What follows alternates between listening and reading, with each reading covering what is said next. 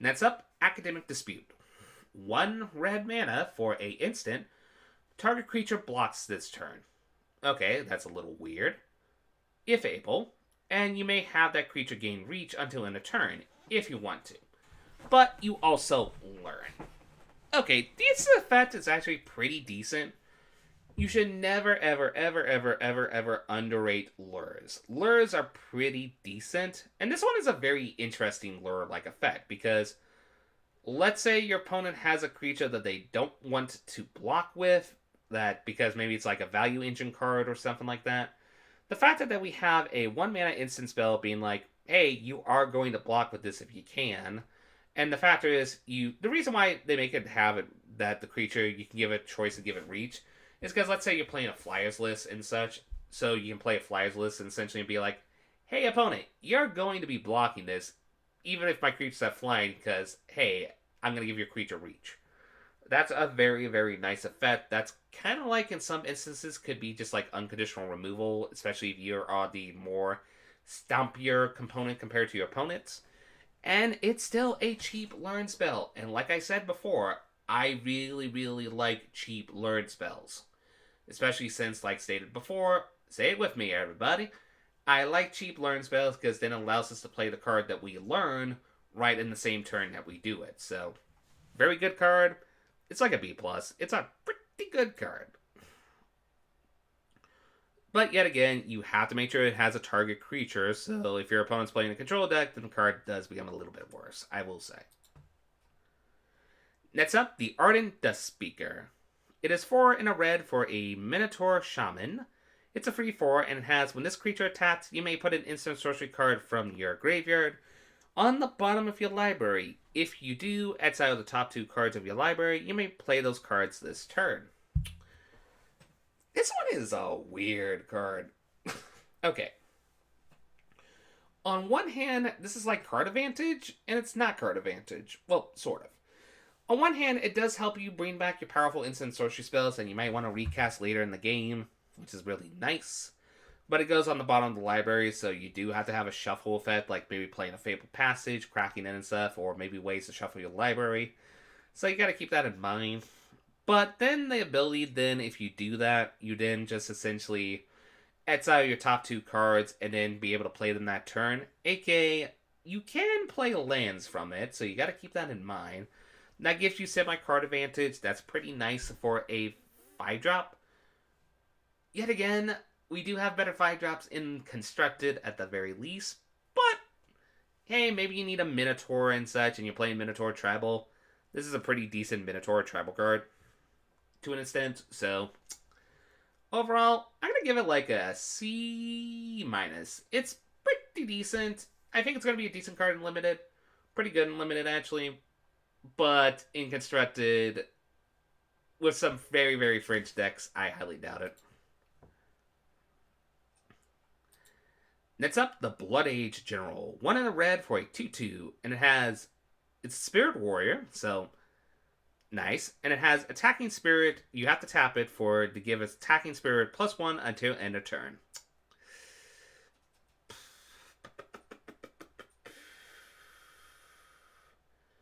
Okay, it's just a bear with upside. Like in Limited, you will play your bears with upside. We have spirits in the limited format, so being able to give them a plus attackness boost, which makes them really, and the fact that you can do this at instant speed is nice. But it's still just a bear with just slight upside, so I don't think it's going to see much constructed play, because yes, it's a warrior, so you could play this in party. Maybe you could play a spirit party deck. Maybe. I highly doubt it though, unless you're playing it as a budget option, so it's kind of like a D+ to a C-. It's decent, but it's nothing to write home about. Now, one to write home about, the Conspiracy Theorists. And, okay, I'm going to be the type of person that makes the joke that everybody makes when they show off this card. The MTG Arena Shuffler is rigged, blah, blah, blah. We heard that joke one too many times. Anyway, Conspiracy Theorists. 1 in a red for a Human Shaman 2/2. It has, whenever this attacks, you may pay 1 mana and discard a card. If you do, draw a card. Okay, that's pretty nice. So it's a looter. aka Rummager. That's actually really nice. But wait, there is more. Whenever you discard a card, one or more non-land cards, you may exile one of them from your graveyard. If you do, you may cast it this turn. So, in a roundabout way, this is essentially saying anytime you discard a card, you're going to give the card Madness, essentially, for its converted mana cost, more or less. So, essentially, let's say you discard 2 cards, you can choose one of those cards, and you can cast it that turn, essentially. You do have to pay the mana for it, of course, but that's very nice. I like this card. Mostly, I like this card. But keep in mind, the reason why I like this card is this is a little bit biased of me talking, because for those who know me, one of my favorite type of archetypes that I played with when I started Magic earlier in my career is I played within the Shadows of Innistrad block, the Rakdos Madness discard type deck. And this card reminds me that very, very much. Like, it's a decent 2-drop that gives you semi-card draw if you're willing to have the mana sink into it. And then, even then, you still get the card draw advantage because you can just cast a spell you discard, which is really nice. I like this card. I'm probably going to play this in like an Rakdos discard list, mostly just because of nostalgia. Do I think the card will be good for Constructed? Yes and no. At the moment, I don't think so, but keep in mind, Innistrad is going to be around the corner, and I would be very, very, very surprised if Madness doesn't come as a returning mechanic. And this might be a pretty decent card if a Madness type of deck happens. And the fact that it gives your spells Madness in a semi-sense, very nice card advantage. It's a decent 2-drop. I'm going to give it like about a... Like, if it's my Timmy, like my early game MTG career Timmy that played Rakdos discard, I would like to give this like a... I would be really biased and like give it an A, but realistically, it's like a C+. It's decent. It's a 2-mana bear with upside. It gives you card advantage. It's nice.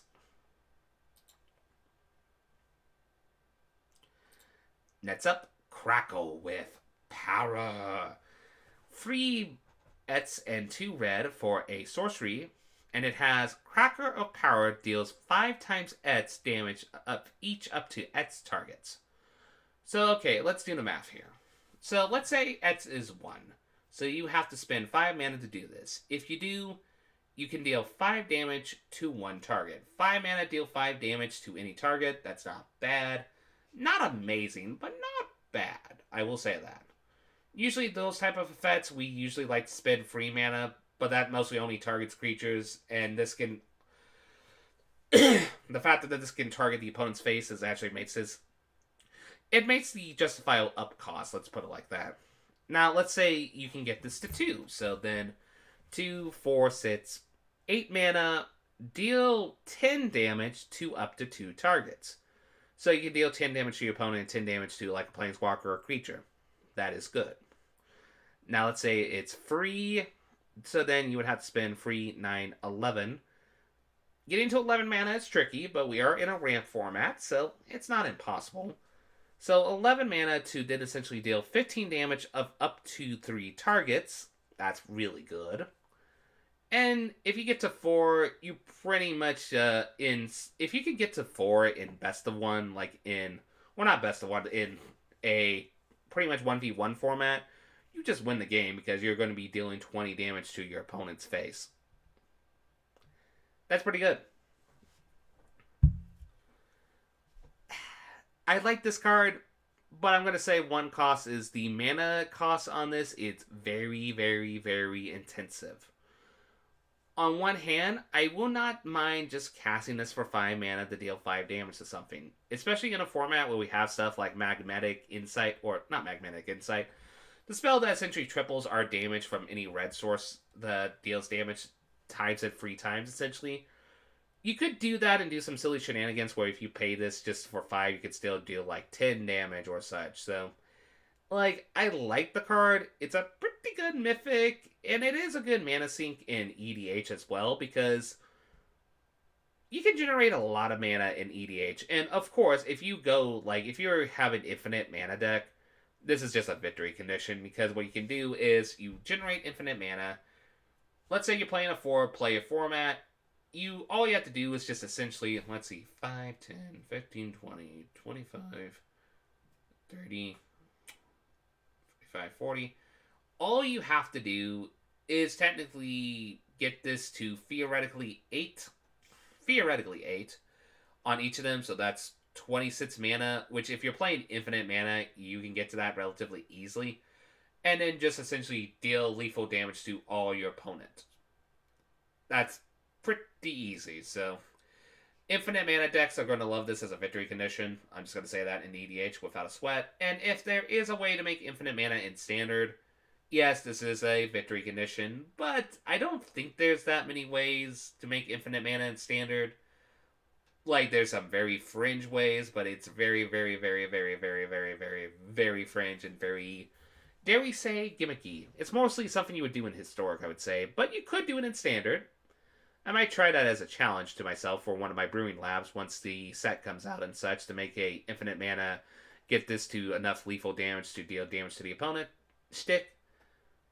But still, I think at its base, a 5 mana deal 5 damage is pretty decent, even at sorcery speed. Especially if you're playing this in aggro, you probably will get your opponent at a point where dealing 5 damage to them is going to be lethal, so I think you just gotta look at it as that.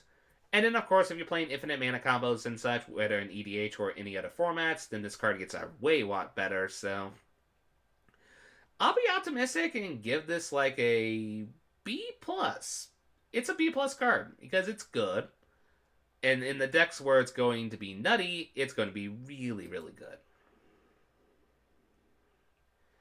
Next up, Draconic Intervention. Oh, I love this card. 4 Manafort Sorcery. As an additional cost to cast this spell, exile an instant or sorcery card from your graveyard. So it has to be from the graveyard.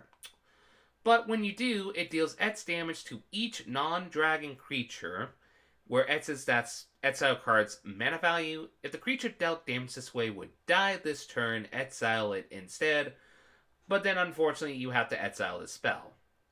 Now, for those who are wondering why they have the clause of having to exile this spell, it's because they don't want you to do a shenanigans where essentially you cast this spell, you exile spell essentially from the graveyard, and then you have a second copy in your hand, and then like, all I have to do is just exile Draconic Intervention and just get a Storm's Wrath. That's easy enough. That's the main reason why they don't want you to do that. Okay. Just so that we get that out of the way. That being said, this card is pretty good. Now, granted, you have to be in a deck where you can put cards in your graveyard, which there are decks that can do that in the format. There are cards that we get that allows us to put cards into our graveyard, so you got to keep that in mind. I mean, heck, we talked about one black one that allows us to entomb any instant sorcery spell if we want to and put a counter on the creature. So being able to lay down the line, if your opponent's like going wide, like let's say, for example, 4 mana, this can go from dealing 2 to 5 to even sometimes 7 points of damage to each non-dragon creature, which is really good. And the fact that it's an exile effect, if they die, that gets past indestructible, that's very nice. The only thing that's going to keep this card in check is we are getting some Elder Dragons, and we already have good dragons in the format. And this doesn't answer dragons, because that's the flavor of the card.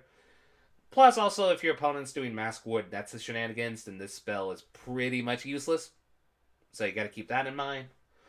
Nevertheless, also, it doesn't kill Changelings, and there is some good Changelings in the format, so keep that in mind.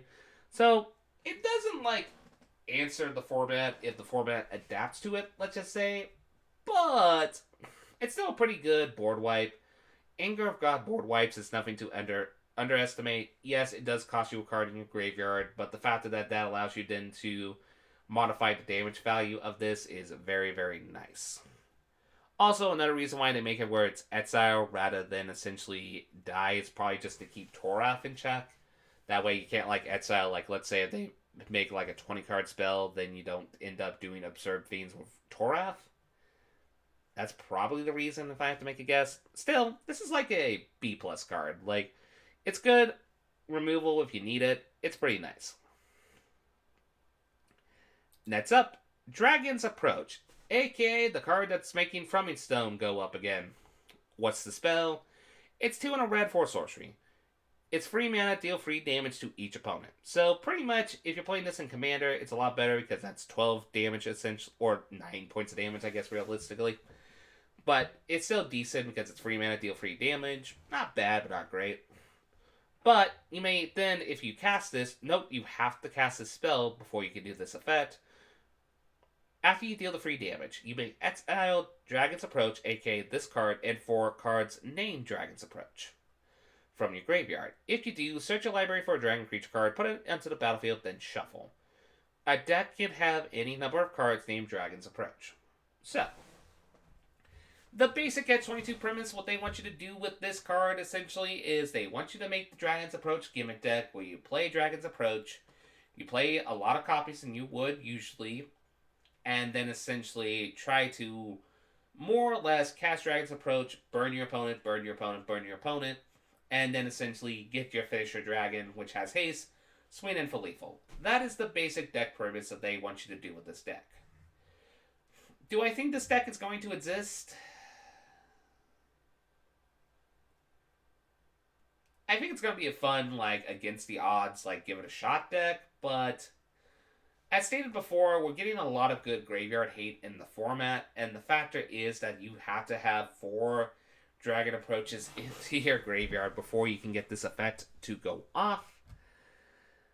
That's a big oof. That is a big oof. Let me just state that straight off. That's a big oof with this card. Especially since there's stuff like Elspeth Conquerstaff. We're getting a lot of good graveyard hate that's coming into the format and such. So, I don't know. Like, I legit don't know. I think this is mostly going to be just like a fun EDH card, though. I do think that, yes, people are going to try to play this in EDH and play kind of like the Shadowborn Apostle, now Dragon variation of this card, where essentially they're going to constantly burn their opponent, burn their opponent, burn their opponent, and then get like a game-winning dragon, and then essentially just try to win the game off that. That's where I think it's going to see its best approach. That's mostly where it's going to see. It's mostly going to be a fun, janky brew card. I'm going to have some fun jank brewing with this in Standard.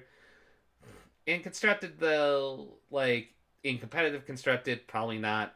It's mostly going to be for fun EDH shenanigans and also just fun Constructed shenanigans, so I kind of give it like a C- to maybe even just, not a C-. It's more of a D+ card. Like, the problem is, even if you play the deck where your main point is you're just going to deal damage, deal damage, deal damage, you're probably just going to win by dealing damage to your opponent before you get your dragon out, so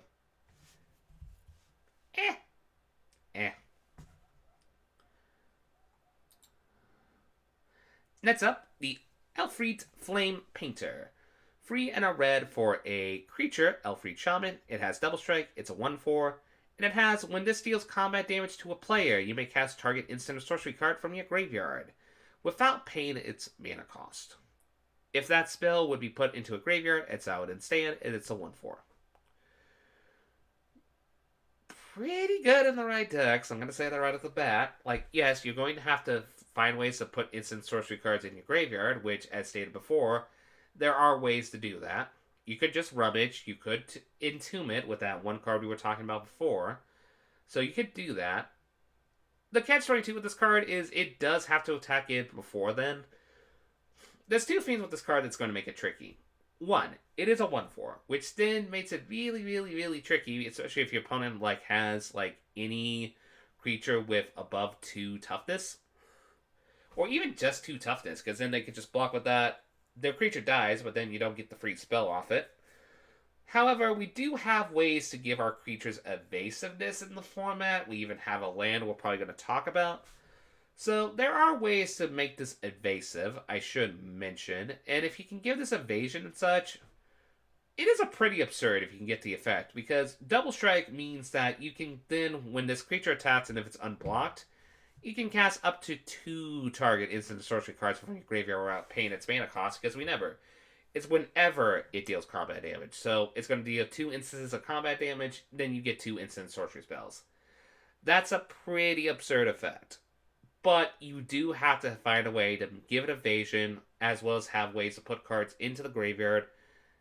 Is it going to be impossible? No. In fact, you got to keep in mind that we have a lot of cards in Prismari that, hey, wink, wink, nod, nod, they discard themselves in the graveyard by generating a treasure token, so wink, wink. It is definitely a spicy card. I will agree with you with that one, MC Potter. It is definitely the spiciest card of the set. I still think it's like a B, because it's definitely a card where you have to brew a deck around it. But it can do some silly shenanigans if it can do what it wants to do. Next up, one of the more funnier flavor tests, Enthusiastic Study. 3 mana for an instant. Target creature gets +3/+1 and gains trample until end of turn. And you learn. I like this for Popper. I like this for Limited. I don't really like this for Constructed. Don't get me wrong. 3 mana to give a creature trample and give it a significant stat boost. That's really, really good. So, don't get me wrong there. But, like I said before, and I'm going to say it like a broken record, I mostly like my learn spells really cheap, because when they're really cheap, I can, if I need to, cast the lesson on the same time that I need to on the same turn. This, on the other hand, you don't really get that effect. Now, the catch-22 is you do get this at instant speed, so you can use this as a combat trick, and you don't mind casting the lesson next turn, so that's something to keep in mind. I guess that's one benefit of the card, but still, it's probably one of the least exciting learn cards. I really don't like 3 mana learn cards. I'll just say it like that. I don't really like 3 mana learn cards. But I'm still not going to be down on it. I'll give it like on average a C-, because I think it's mostly going to be a really decent limited card, but it's also going to be pretty good in the decks that want the trample effect. Also, just being able to copy the spell and such, and just, it can be just a finisher spell, essentially. Giving a creature trample is nothing to underestimate. Next up, Explosive Welcome. 8 mana for an instant, and it deals 5 damage to any target and 3 damage to any other target, and you add 3 red mana.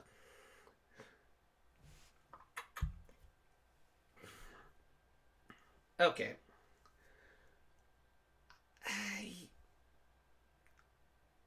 I don't know. I really legit don't know about this card. I mean, 8 mana is a crap ton of mana. Let me just stress that out. 8 mana is a lot. And yes, you essentially get 8 mana, you deal 5 damage to something, and then deal 3 damage to any other target. That's really nice, especially if you could deal 5 damage to the face, and then 3 damage to a planeswalker, or 3 damage to a creature. Or maybe even if you need to, 5 damage to a creature, and then 3 damage to a planeswalker. It's versatile. You definitely do get the mana rebate from it from the free red mana, which is nice, but I legit don't know about this card, if I'm being legit honest with you. It's just... Here's the way I'm thinking about this card. I feel like if you're in a ramp deck, you might try this card out at the very least, because at the very least, you can find ways to reduce the cost to it, especially since we have Rill and Roland, which is probably the hint, hey, you're probably going to play this in the same deck where Rill and Roland are in it, because they both reduce your spell's mana cost. You do also have other spells in the Prismari that reduce the spell cost, so you can make this really, really cheap. Like, not super cheap, but still decently cheap. And getting this effect and then the mana rebate, if you can at least make this 6 to 5 mana, then it becomes absurd. And if you can make it lesser, then it becomes broken. So, And it's instant speed, so that's pretty good, so... I'm gonna give this an optimistic C. And that's being optimistic. There's a part of me that wants to give it a D, but yet again, we did talk about ways to cast those spells for cheap. Wink, wink, nod, nod. So, yeah, something to keep an eye out, I'm just going to say. Next up, Fervent Mastery. 5 mana for pretty much a super gamble. But mostly, you can either spend 5 mana or spend 4 mana. What do? If you spend 4 mana on this, an opponent discards any number of cards and then draws that many cards. So they get to essentially semi-loot, more or less, or semi-super ravage. But then what do? You get to search up to free cards, put them into your hand, shuffle, and then you discard free cards at random. So it's pretty much super gamble. I think this is more just a decent commander card. However, however, there are some times where we want cards into our graveyard, like if we're doing like, let's say, like reanimated shenanigans, or like maybe ways to cast instant sorcery spells from our graveyard, which we have seen spells that do that within this color pie, so you got to keep that in mind. So maybe we don't mind discarding the cards. Maybe this is just a 5 mana super entomb, more or less. Which in that case it's fine, or even 4 mana super entomb, which is not bad.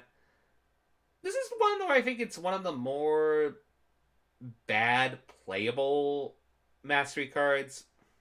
Like, I don't think it's great. I'm gonna say that. But I do think it's fine. As long as you look at this as like, hey, 2 to 4 your 3 most powerful cards that you don't mind either casting from your hand or graveyard if they have to automatically go to the graveyard. You don't mind, especially if you pay the alternate cost and make your opponent essentially super rummage. And super rummaging is not amazing because that could get your opponent out of a tricky situation, especially if they're land flooded. They just discard all their lands, draw into a better hand. But there are just some circumstances where you don't mind giving them the draw because you're tutoring for your best spells. So this one is on average a C minus. It's a C minus. Like, it's not bad, but I don't think it's amazing.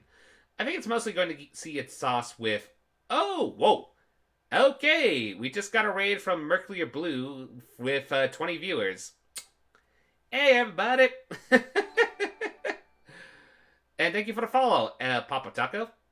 Heyo. How you holding up, man?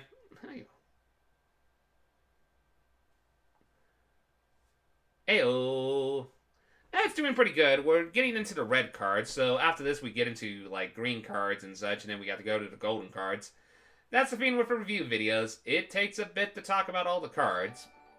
Thank you for the follow, Ice Prophet. I appreciate that.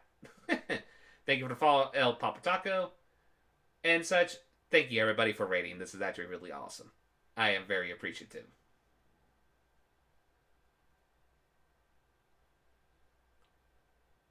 Well, I appreciate that people in the stream are cheering you up, Mercury Blue.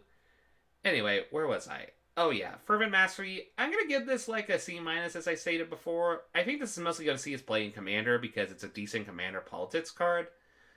In Constructed, as long as you don't mind using this as a super entomb or super gamble, it's decent. Next up, we get the first day of class, which, hey, if you're going to go to school, you get the first day of class. Oh, let me take a look at this real quick. Yeah, sometimes that happens when you play Magic, Mercury Blue. It's one of those things where you get better each time, though. You just learn from your misplays, and then you just essentially just learn from your misplays. Like, it's a learning process, know what I mean? But sorry about the bad variants. It's never fun to have bad variants in Magic, so my apologies on that. Nevertheless, first day of class. So, what does first day of class do? It's 1 in red for an instant. Whenever a creature enters the battlefield under your control this turn, put a +1/+1 counter on it and it gains haste until end of turn. And then you do some learning. So, I think this card's decent. Like I said, I do like my learn spells for cheap, because if they're cheap, then they allow me to be able to play the lesson if I need to play it on the same turn. Though, I really like this card because, not even about the learn, I just like it because whenever a creature enters the battlefield, it gives it haste and a boost. That is a very good card. Like, anybody who played during one of the earlier core sets, like core set 20, and played with the 4-cost sorcery spell that allows you to give all your creatures haste and make 2 tokens, that was a very good card. And it reminds me of a build your own variation of that card. High five for variance being the worst enemy. But yeah, the reason why I like this card is because... Great to see you too, Ramza. I hope you're having a wonderful day or night where you're at. Anyway, First day of class, I like this because I kind of want to put this in the Vadrock Mutate deck. Because Vadrock Mutate has a way to infinitely cast like instant sorcery spells from the graveyard, which might be good for Magecraft. Wink, wink, nod, nod. But also, they also do a lot of mutate triggers. And one of those mutate triggers they like to constantly repeat is generate tokens. You can probably see where I'm going with this. You essentially cast first day of class from your graveyard with the Vadrock Mutate. You then try to do the infinite mutate shenanigans, make infinite tokens. When those tokens essentially get generated, you then essentially make those tokens have +1/+1 counters on them and have haste, and then swing in, and then have a good lethal. GG, as they say. Well, anything good for aristocrats? We just passed through the black cards. There's just some really good aristocratic black cards. But if I had to say the best one of the bunch... By the way, let me finish this real quick before we get to that. First day of class, I'm going to give it like a C+. It's a pretty good card, especially if you're in a token deck that can generate a lot of tokens and such. But yeah, if I had to say the best aristocratic card, it's probably a two-way tie between... Oh, where was it? Aha! Plum the Forbidden. Very good aristocratic card, and also a very, very good Magecraft activator card. You can sacrifice stuff, you can essentially draw cards, and then you copy instant sorcery spells, essentially make the copies, and then activate Magecraft. That is probably the best aristocratic card. A close second is probably Pestering Cauldron, since it allows you to make tokens to help sacrifice. And in most aristocratic spells, you are trying to gain life, which then allows you to activate the mill ability. I really like this card a lot, but maybe it's probably because it has the super regrowth, which I like a lot. Yeah, Ramza, it's amazing. Like, this Plum the Forbidden is going to be probably one of the most powerful uncommons in the set, if I'm being honest with myself. Anyway, with that quick side diversion, let's get back to the card that we were talking about, which in this case, we were on... It was the really good Boros card. There we go.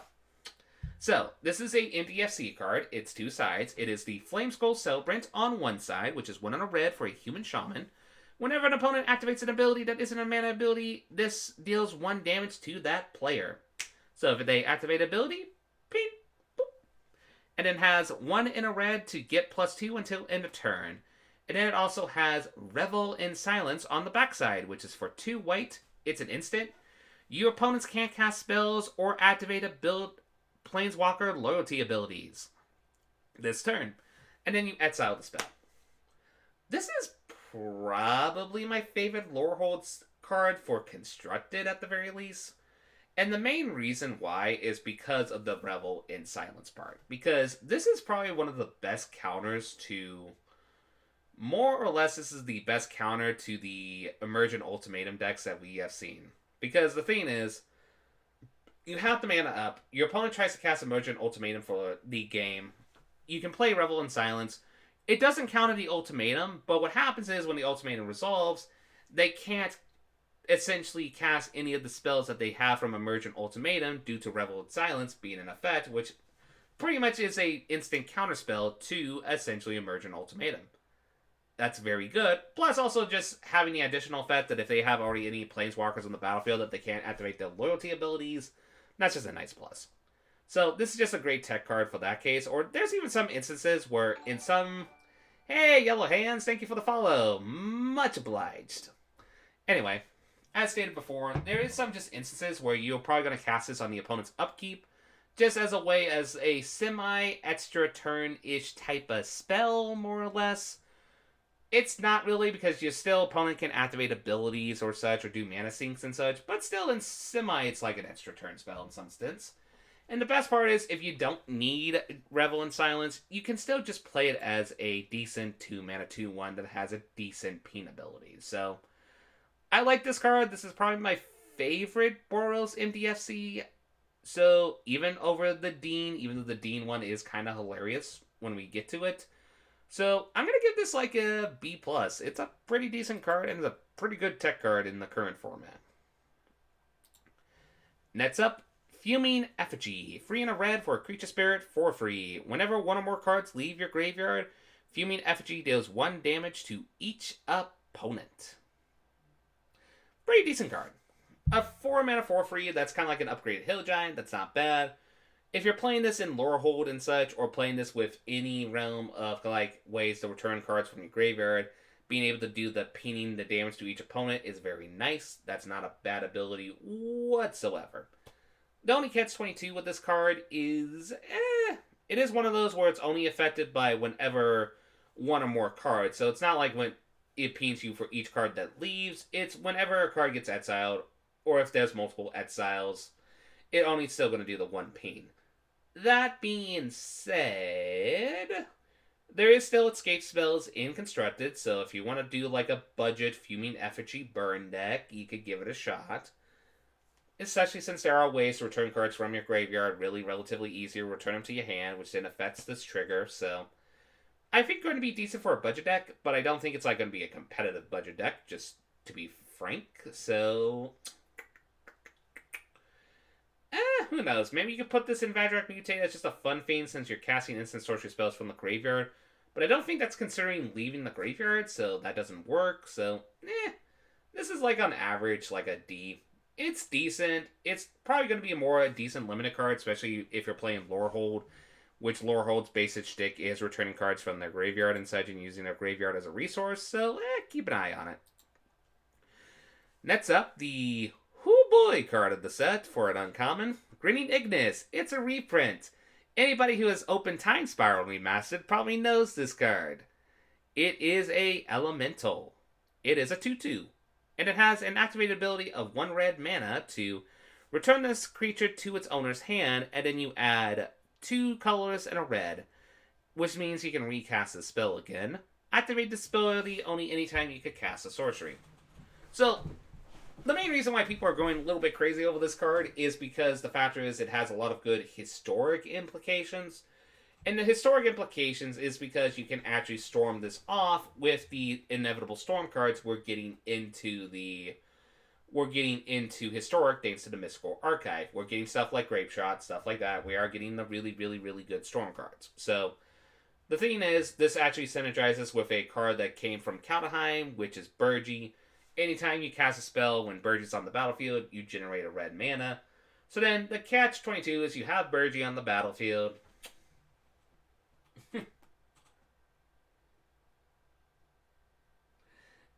I appreciate that, Yellow Hands. I appreciate that. Good luck with your stream, okay? Anyway, so what happens is you have Burgi, you cast the Grinning Ignis, you get the red mana, which then you can use to activate the Grinning Ignis' ability, return it to your hand, recast it, and do infinite cast triggers until you just only have to do it like, let's say you have a storm count of like 30 per se, and then you can just use the mana you generate from Grinning Ignis just to cast Grape Shot, boom, win the game. Now, the catch-22 I will say with storm decks in Historic on Arena, I am going to be very, very curious if they're going to be effective due to the fact that we have the timer on Arena.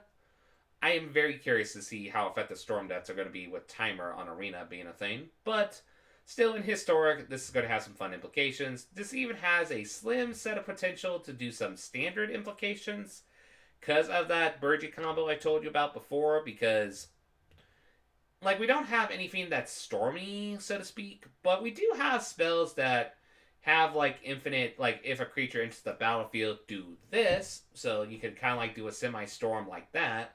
Like, let's say you have Terror of the Peaks on the battlefield, you have Burgi on the battlefield, you then do Grinning Ignis, you infinitely ETB with Grinning Ignis, and then deal infinite damage to your opponent or your opponent's permanents. Stuff like that, essentially. So, overall, this one's a pretty high, I would say, B plus to an A minus, because it's going to be very fringe, the decks that it's going to be seen play in Constructed, but the decks that are going to play this card, they are going to get the most bang of their buck with this card. Let me just put it like that.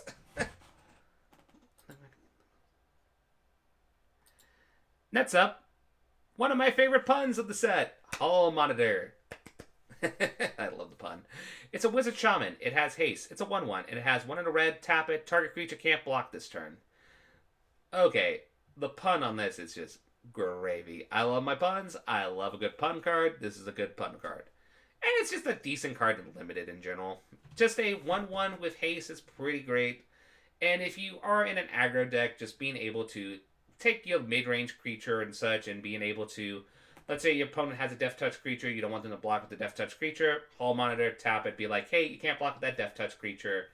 You swing in, and you're feeling happy. So, pretty decent limited. In constructed, I mean, the only way I will see this see play is it is a way to essentially more or less, if you have a creature you want to have deal combat damage, maybe you can use this.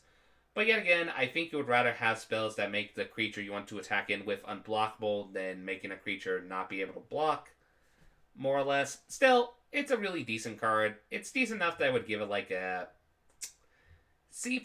It's a C+ card. Like, it's a card that is essentially decent limited, and also just going to be fun to play and constructed in the decks that like this activated ability. Plus, maybe I'm being a little bit more optimistic with the grade because I love a good pun. Which this set has a lot of good pun cards. I'm just going to say that right off the bat. Next up, Heated Debate. 2 and a red for an instant. This spell can't be countered. It's a comment, and it deals 4 damage to target creature or planeswalker. This one's pretty easy. This one is like a simple B-, maybe even a C+, mostly just because this is a unconditional burn spell to target creature or planeswalkers.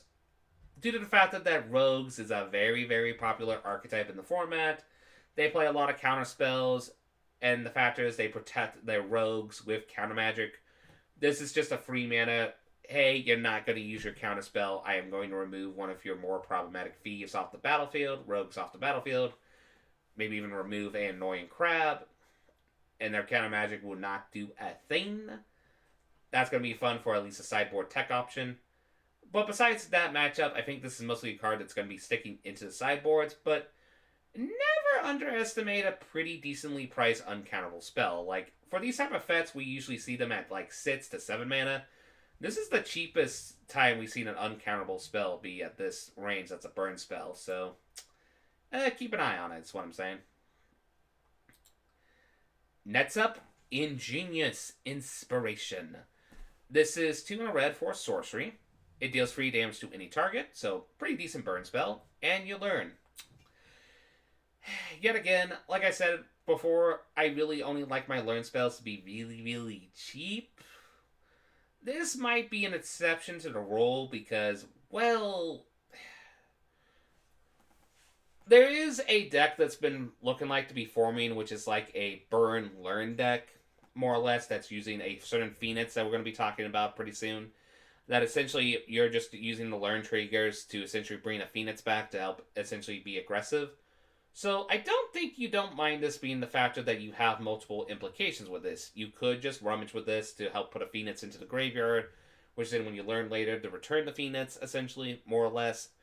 You don't mind essentially the learning applications you can do with this card, essentially.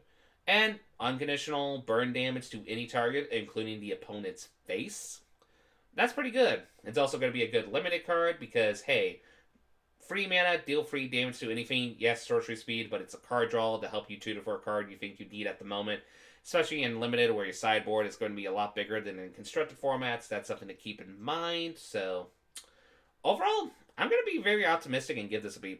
This card is actually a lot decent, especially if the aggro burn learn deck is going to be a thing. Next up, Eliminate History. A pretty cool lesson. It's 4 red for a history lesson at sorcery speed, and it has discard any number of cards from your hand, and if you do, you didn't draw that many cards. And if there are 7 or more cards in your graveyard, you create a free 2 red and white spirit creature token. So, more or less, I feel like if you're playing this in a lower hold deck, you are probably going to have cards in your graveyard in general. So being able to 4 mana to essentially just discard cards that you don't really need to draw a new hand and generate a token, that's very nice, especially as a card to be able to tutor from your sideboard. That's really great. Pretty good card. It's like a B- to a C+. Like, never underestimate these type of spells. The only catch-22 is this card is a bit of a dead card if you're empty-handed, but then hopefully your graveyard has enough cards in the graveyard to essentially get the token at the very least. But yet on the other hand, we do also have to keep in mind And I do have to agree with Ramsa's assessment there. For a reanimated deck, this is going to be really good because it allows you to put cards in the card that you do need to reanimate. I'm definitely considering it for my reanimated deck. But it's also nice that you can just need to tutor this if you're in a circumstances where you don't need the card draw, or if you just need the token generation out of it. So, overall, nice card. Like I would say a B minus card. I'll give it a B minus. Next up, the Illustrious Historian.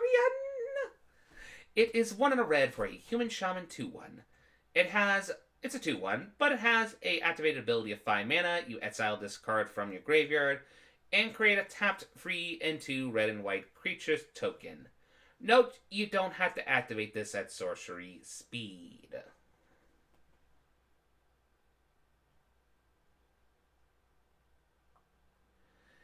Yeah, we're going to be talking about that card in a minute. Well, once we get to the gold cards at the very least. Wow, I'm going to say that a lot. Anyway, so, yeah, Illustrious Historian is just a good limited card. A 2 mana 2/1, very decent limited. You can just attack in, and the fact that it has the mana sink ability later down in the game, very, very, very nice. That's a very nice mana sink ability on the card.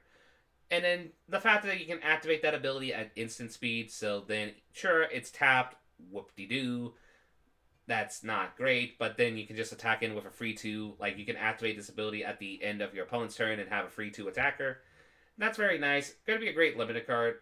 In Standard, I don't really see it, so that's like my typical C- card. It's essentially good for limited, but really not much for any other formats. Next up, the Mascot Interception. 3 and a red for sorcery, but it can cost 3 less if it targets a token creature, or a creature token, essentially. So, anyways, we have a lot of ways to generate tokens in the format, as well as in the limited format, so keep that in mind. Gain control of target creature until end of turn. Untap that creature, it gets +2 attack and gains haste until end of turn. So yeah, this is our Act of Treason for the set, and it's a pretty decent Act of Treason. Like, 1 mana more for this is a little bit oof if you're doing this on, like, if you're wanting to Act of Treason one of your opponent's non-token creatures, that's a little bit of an oof. But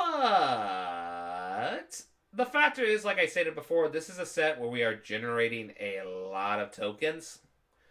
So being able to steal a token from your opponent, especially one of the bigger tokens like the elemental tokens or maybe even one of the flying tokens, being able to steal that token, bloop, and then essentially just then give it +2 attack and haste, swing in.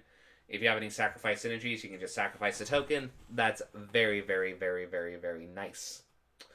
Though it does kind of make it... You can even use this, like, let's say... What's also nice about this Act of Treason effect, that it does have the Act of Treason beneficial effect. Like, let's say you have a spell that you generate a really, really big token. We're going to be talking about that one in a minute. But you have to find a way to give it automatically haste to attack in for lethal since your opponent just tapped out that turn. Well, if you have 1 red mana, you can just target that token, give it automatically haste, and swing in for lethal. So something to keep in mind, there's definitely many avenues of playing this card. You can use it as an Act of Treason, you can use it as a way to give your tokens haste, especially if it's a very big token. So with that, it's still on average kind of like a C+ card. It's good, but it's only good in the right matchups and the right decks. Next up, the Pigment Storm. 5 Manafort Sorcery. Deals 5 damage to target creature. Excess damage is dealt to that creature's controller instead. This is mostly for limited. It's just a really decent limited card. Being able to deal 5 damage to automatically remove something, and if you're doing excess damage, you can essentially then deal that excess damage to the opponent. That's very nice for limited. In constructed, probably not. 5 mana is very expensive for this effect, but it's not bad. I say this is more of a decent limited removal card. With that, it's kind of like a C-. It's decent. If you need your removal, you'll draft it, but in constructed, there's just a lot more better removal. Next, Titan Smashed MTG's card. Pillar Drop Warden. 3 and a red for a creature spirit dwarf. Reach 1/5, and it has 2 to sacrifice it to return target instant sorcery card from your graveyard to your hand. Activate only as a sorcery. Just a good limited card. This is going to be a really decent limited card since we are going to get a lot of flying tokens in the format that are 2/1s. So being able to block a majority of flyers in the format, that's actually pretty good for a 1/5 with reach for 4 mana. That's pretty decent. And then when you get to a point where you don't really need the reach, but you would rather return one of your like really powerful instant sorcery spells, all you really just have to do is just sacrifice it and then just return that powerful spell, and you're good. So overall, I think this is going to be mostly a card that we'll see at Sunshine and Limited. Constructed, I mean, it's a dwarf, so maybe in dwarf travel with Magda and such, but there's better dwarfs. There's even better dwarfs we're going to be talking about, so it's like a C. It's a C. It's not a C plus or a C minus. It's just C. It's decent where it's decent. Okay, let's actually get to the full art for this one. We're going to now get to the Dean lore holds, which is in this case Plarg, Dean of Chaos, as well as Augusta, Dean of Order. So, let's get to the front side. Plarg, Dean of Chaos. 1 and a red for a 2/2, so average a 2/2. That's a bear with upside, okay. So then it has tap it to discard a card, draw a card, so rummage. That's really, really nice. It then has 4 and a red. Reveal cards from the top of your library until you reveal a non-legendary non-land card with mana value 3 or less. You may cast that card without paying its mana cost. Put all revealed cards not cast this way on the bottom of your library in a random order. So if we look at the front portion of this card, I do actually like it just as a looter, essentially. Looter, or rummager, I guess, is the more correct terminology. Never underestimate good rummagers. Rummagers are pretty decent, especially a 2/2 rummager. With also the benefit that, oh hey, if you want to, you can spend 5 mana and activate this to dig into your deck for a decent spell. Maybe another creature, maybe a removal spell, something like that. That's pretty decent and limited. That's also going to be pretty decent and constructed. I still think in constructed it's more going to be used for its rummaging ability, especially if you're doing like reanimator based strategies. But I do like the fact that you do have the mana sink in there for limited, as well as potentially for some really silly constructed shenanigans. It's not my favorite side of the card, though. Actually, my favorite side of the card, weirdly enough, it's Augusta, Dean of Order. It is 2 and a white for a 1 free human cleric. It has other tapped creatures you control get +1 attack. Other untapped creatures you control get +1 defense. And has, whenever you attack, untap each creature you control, then tap any number of creatures you control. Okay, this is a little bit confusing with the wording here. What basically it's saying here is whenever you attack, any of the creatures you attack with that are tapped, you can untap them if you want to. Well, it's going to tap every creature, and then you have a choice of which creatures to re-tap, essentially. Basically, the reason why it has that wording is because due to the factor that it has the semi-lord effect that it has here, where essentially you have tapped creatures get the attack boost, untapped creatures get the plus boost. It gives you a choice of whether or not you want to give a plus, essentially more or less a +1 toughness boost and give it semi-vigilance, in a sense, or you'd rather be on the more aggressive and have the creature tapped and essentially just attack in. That's really the reason why it has that weird wording there. Now, the reason why I like this side a lot is because there's a lot of silly shenanigans you can do with this. Like, there's a lot of really good spells that have activated tap abilities, more or less. Like, we talked about one earlier in black, which is tap Entomb, essentially, to put a card in your graveyard, essentially. So, and yeah, I agree with Lonzo. It has mostly its commander shenanigans. It's mostly where you're going to do some combos, but it's just really silly that it's like, for example, let's say you, like, at its basis, you can have, like, decent cards that have decent tap abilities, but you'd rather have attack in with them. Like, let's say Mana Darts. Like, let's say your typical, like, 2-drop Mana Dart that's like a 2/2, but you tap it for mana. You would still rather have the mana tap ability to have the mana floating and such. Well, all you have to do is just, with Augusta, when you attack, you don't have to attack with Augusta to get the trigger ability. Keep that in mind. So then you attack in, and then you decide, okay, I'm just going to leave this untapped because I would rather have the mana to generate and such for a later spell, or maybe like an activated ability on a creature and such. Also, the cutest thing you can do with this is, like, if you play this in Magda Dwarves, you can do a really cute theme where essentially let's say you have like a Magda, a dwarf, and such. And what you do is you attack in with the dwarves, they tap, you get the treasure generation, You then untap them, but then you decide to tap them again with Augusta's secondary ability, which then allows you to essentially have them tapped again and then generate more treasure. That's actually the cutest little combo synergy you can do with this in Standard at the moment. I always love a good card that allows me to think of janky potential shenanigans, so I really like Augusta a lot. And the factor that it comes with Plarg, which synergizes with the factor that, hey, it has a decent tap ability, but I may want to just attack with it as a 2-2, but oh wait, I can just untap it and then just tap it again by drawing a card. That's really, really good. Like, that's like a B plus territory good. So keep an eye on this card. I'm definitely going to have some fun, janky shenanigans to do with this card. Yeah, and from the Godfarer does good. Now, a little bit earlier, I was talking about how you can do like a learning aggro deck. It's because of this card. Retriever Phoenix. Free and a red for a Phoenix with flying and haste, that's a 2-2. Okay, 2-2 flyer haste, not that great. But whenever it enters the battlefield, if you cast it, you learn. So that's nice. You can either rummage or tutor a card from your sideboard. But wait, there's more. As long as this card is in your graveyard, if you were to learn, you may instead return Retriever Phoenix to the battlefield. Now, okay, one thing to keep in mind that I see many people kind of mistaken with this, they're thinking of this as an Arc-like Phoenix-like card. It kind of is, it kind of isn't. If you learn once and you have multiple Retriever Phoenixes in the graveyard, you can only return one of the Phoenixes. You can't... I mean, I don't think you can return multiple Phoenixes. If you can, the card's nuts. But I'm pretty sure you can only return one instance, and when every instance you learn, you then able to return. It's the reason why they have the really weird wording here that whenever it enters the battlefield, you have to cast to learn. It's because they don't want you to do the effect where if you have like multiple Phoenixes in the graveyard, you learn, you return a Phoenix, and then the ETB makes it, oh, you can learn and such if it was just only an ETB and not a cast ETB trigger, which then allows you to return another Phoenix, and then return another Phoenix, and such and such. That being said, getting that clarification out of the way, this is still a pretty good card. A 4-mana 2-2 flyer that allows you to draw a card. As long as you cast it, that's not bad. And just being able to tack in for 2 automatically, pretty nice. The only catch-22 is we do have a lot of good reach creatures in the format. Elder Gargaroth, stuff like that. So it's a little bit tricky, but yet again, as stated before, we do have a lot of good learn spells that we could also tutor up, aka removal, that helps us remove the cards that would, quote-unquote, make this creature not be able to attack in.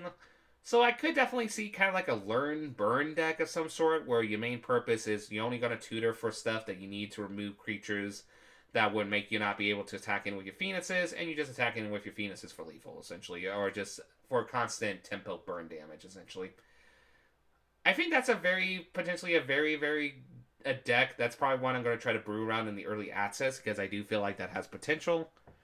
That being said, there is also the catch-22 that, like I said before, graveyard hate is a thing, so you gotta keep that in mind before you do this deck design. So, depending on how popular graveyard hate is, this deck could either be really good or really, really bad.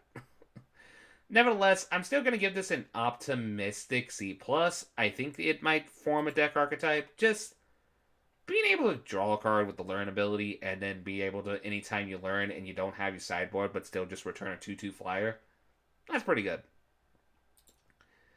Next up, actually, let's go to the full art again. With this one, we're going to actually talk about the NDFC Planeswalkers of the set, which in this case is Roland, Scholar Sparks, as well as Will, Scholar Frost. So we'll start with the front side first. Roland, Scholar Sparks. 2 in a red for a legendary Planeswalker Roland. It has the static effect that instant and sorcery spells you cast cost 1 less mana to cast. So, in other words, it's like that 2-drop goblin that essentially makes your spells cheaper. That's pretty good. Keep that in mind. Also, it has an activated ability of +1 with a loyalty of 2. Okay, loyalty of 2 is a little bit... But let's see what its activated abilities are. +1. Roland the Scholar Sparks deals 1 damage to each opponent. Okay. If you draw 3 or more cards this turn, instead it deals 3 damage to each opponent instead. So essentially you're pinning your opponent, but if you for some reason had a massive draw spell, you essentially then will bolt your opponent. That's pretty decent. And then it has also a ultimate of -4, which is you get an emblem from whenever you cast an instant sorcery spell, you may pay 2 mana. If you do copy that spell, you may choose new targets for the copy. Okay, yet again, I'm going to say this one and again for this Planeswalker. With Vorinclex in the meta, you can ultimate this as soon as it enters the battlefield, so keep that in mind. That being said, I think it's decent, but I don't think it's amazing. I think the thing is, the factor is they wanted to be very careful with the power level of an NDFC Planeswalker. Completely understandable, especially on both sides where they have Planeswalker potential. This as an early game Planeswalker is not bad. Being able to just constantly ping your opponent for, like, if you can do it for 2 turns and then get the ultimate to copy your instant sorcery spells, that's a very powerful effect. But even then, still just getting the static ability essentially from this to be able to essentially make your instant sorcery spells cost less, which then hopefully have stuff like token generation spells to help semi-protect Rowan and such. That's very nice. I think this is more of a Commander card, though, because in Commander, I do think it's going to be one of the most least assuming threat cards, so to speak. It's like, oh, you're just going to ping me, and then you're going to get the turn where they're like, oh, wait, you can ultimate with that, and then as long as you have a way to answer it when they try to answer the Planeswalker to keep it protected, you didn't get the emblem, and that is a pretty powerful emblem. Being able to double cast or pretty much double cast your emblems, that's or not emblems, brain fart. For the record, it's about 2 o'clock where I'm at in the morning, so being able to double cast your spells, that's a very nice ability. So Rowan, it's an average, like, I would give it like a C- to a C, essentially. Then when we talk Wheel Skull or Frost, it's a 5 mana Planeswalker with 4 loyalty. Okay, and it has the ability that instant sorcery spells you cost 1 less to cast. So, something to keep in mind. If you can, for some reason, have both Will and Rowan on the battlefield, that's going to make your spell and instant spells cost 2 less to cast. That is nothing to underestimate, especially in a meta where we have a lot of extra turn spells. Something to keep in mind is what I'm saying. Okay, so what does this do? Well, it has loyalty of 4, and it has +1. This card deals 1 damage to each opponent. Oh no, wait, brain fart. Bleh, brain fart. Okay, it has 4 loyalty and it has +1. Up to 1 target creature has base power and toughness 0-2 until end of turn. So semi-protect your creature by essentially making their biggest creature into a little thing. Okay, that's cool. -3, draw 2 cards. And it has -7. Exile up to 5 target permanents. For each permanent exile this way, its control creates a 4/4 blue and red elemental creature token. So, this one is definitely the most powerful side of the Planeswalker card. Just being able to, it can protect itself, which is nice. It also can allow you to draw cards if you need to, which is nice. 5 mana, draw 2 on a Planeswalker is pretty decent. And then if you can get to the ultimate, which, by the way, yet again, I'm going to sound like a broken record, you can technically ultimate this with Vorinclex on the battlefield, so keep that in mind. I'm going to sound like a broken record player. But yeah, you then can essentially activate this ability, which could be in some circumstances, if you know you can hold up essentially a spell to help protect your board. That's essentially giving you 5 4/4s. You can attack in with those 4/4s anytime, and that can be very, very lethal. So, Will is definitely the most powerful of the side of the cards, but the factor is it is still 5 mana. It is a lot. But as stated before, the factor that it is on essentially both Rowan and Will on the same card, so you can cast Rowan early and then cast Will later. That's very, very powerful. That's powerful enough that I will give, like, if I was to give Will itself, I would give him like a B- and such, or a B+, and with Rowan being a C. So on average, I would give this like a very high B+ to even like an A-. It's a good card, especially if you can have both of them on the battlefield and then make your instant sorcery spells cost 2 less. Don't underrate that. That could be a really, really powerful static ability. Don't underrate that, is what I'm saying. That's up. Let's start from scratch. 2 in a red for a sorcery lesson. You can tutor it out of your sideboard. It has choose 1. It deals 1 damage to any target or destroy target artifact. This is probably one of the least exciting lessons of the bunch, but it's still good. Like, being able to either deal 1 damage to, like, anything, like any one token, like maybe it's you can use it as a semi-combat trick where essentially you swing in, your opponent has, like, blocks, and they have a creature with 1 health. You can then just, if you have a cheap quote-unquote learning card, you learn, you tutor this, you deal that 1 damage you need, boom, the creature's gone. But also, if you need to, destroying a target artifact from the sideboard is very, very nice, especially since we have powerful artifacts in the format, like Great Hinge and stuff like that, so that's something to keep in mind, or even you could use this to destroy a Maze Mind's Tome if you think that's practical within the current circumstances. So, that's a thing to also keep in mind, I will say. So, overall, I would say with this card, I would give it like a C-. It's mostly decent for tech, but the factor is you can tutor for this lesson, so it's pretty good. Next up, whoo boy, do we got a card that can help us storm. Stormcount Artists. Free free and a red for a Dwarf Shaman. It gets +1 for each artifact you control. But it also has Magecraft, which is whenever you cast or copy an instant sorcery spell, create a treasure token. Oh boy, there is some really silly shenanigans you could do with this card. Oh dear, there's some silly shenanigans. Like, remember when I was talking about there's some ways that we can cast multiple copies of spells, essentially? Like that Plum, the Forbidden, essentially, where if we had a bunch of tokens already, we can sacrifice those tokens and such and get the multiple copies. Now imagine getting a mana rebate from every time you have those copies. So literally, if you had like free... yeah. In a Storm deck, it's going to be really, really silly. Like in Storm, like in a Magecraft Storm deck, this is going to be a silly card in the deck. Because what you can do is, this even will be decent in Vadrok Mutate, because Vadrok Mutate casts a lot of instant sorcery spells for free, and it constantly casts Evolve stuff. So then you constantly get the Magecraft treasure, which gives you treasure, which then you can use the mana to help you do more Evolve spell shenanigans. Like, there's some really, really, really silly shenanigans you could do with Stormcount Artists. I'm just going to say that right off the bat. And that's not even counting the factor that if you had, like, just by itself, like, let's say if you had, like, a Magda on the battlefield. So if you had this Storm triggering going off, you have the treasures and such. You sacrifice 5 treasures, go get a dragon or go get an artifact that helps you with your gameplay strategy. It's just... this is one of the most scarier Magecraft cards, with the only thing that's keeping it in check is that it's 4 mana. That's the only thing that's going to keep this card in check, in my personal opinion. That being said, I still think the card is nuts, and I do think it's like a A- card. I think it will...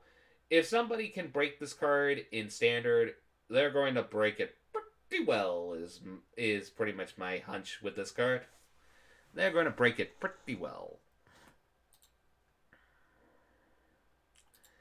Next up, Sudden Breakthrough. 1 in a red for a target creature get +2 and gains first strike until in a turn, and you create a treasure token. I pretty much like this card. Oh, what's this?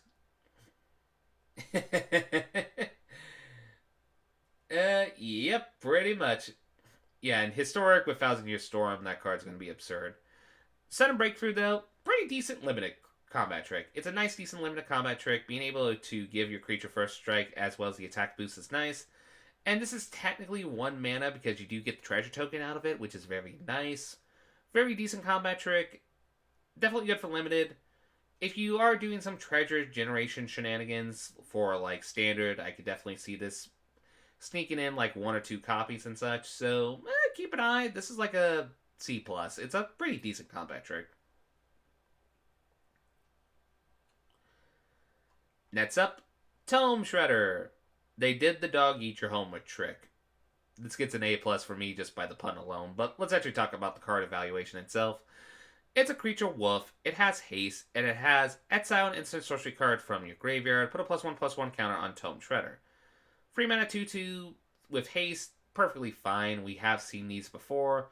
They're perfectly fine and limited, and the fact that you could, in theory, buff this up when you can't attack in, which then allows it to be more aggressive, that's pretty dang decent, but it's not amazing. It's not really going to see much constructed play. with maybe the exception of we're going back to Innistrad, we're going to see Wolves, so maybe this could sneak in a deck as a maybe, but I highly doubt it. It's like the equivalent of a C minus to even a D card. A plus on the pun, no, I will say that. And then next up, Twin Scroll Shaman, 2 in a red for a 1/2 with Double Strike. It's a Dwarf Shaman.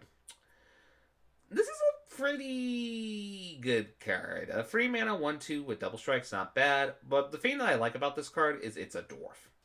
Like I said before, madness in the format, being able to find creatures that are dwarfs that are able to attack in pretty efficiently so that we can have the tap ability on Magda to essentially generate a treasure, that's very nice. You can relatively attack relatively easy with Twin Skull Shaman thanks to the fact that it has double strike. That is very, very nice. So I actually am a little bit optimistic of this card. I'm going to give it like a C+. I feel like in Magda, it's going to do some pretty decent